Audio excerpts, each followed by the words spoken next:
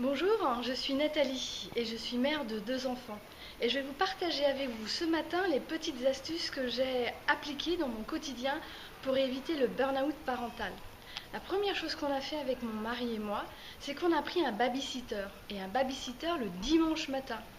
Nos familles étaient très éloignées et vous savez ô combien quand on a un bébé en bas âge, c'est particulièrement difficile de dormir. Une femme d'ailleurs quand elle a un enfant perd pratiquement plus de 200 heures de sommeil dans son année. Alors le dimanche, on faisait venir un babysitter qui rentrait discrètement à 7 heures du matin pour s'occuper de notre petit loulou et nous pendant ce temps-là on faisait une grasse matinée. Et puis les deuxièmes actions que nous avons mis en place, c'est d'apprendre à déléguer. C'est-à-dire que nous avons demandé petit à petit, suivant l'âge de nos enfants, de participer de plus en plus à la maison.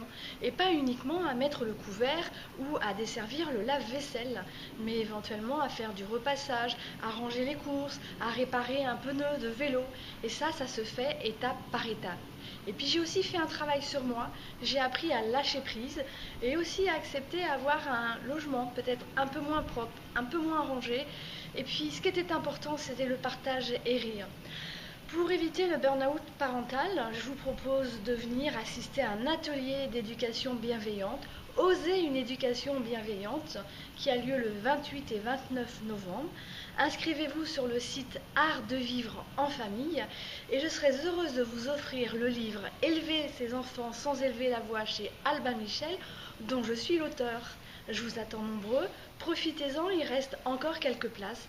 Alors au 28 et 29 novembre, pour oser une éducation bienveillante, vous allez repartir avec des outils très pratiques qui vous permettre d'être une famille plus sereine. À bientôt!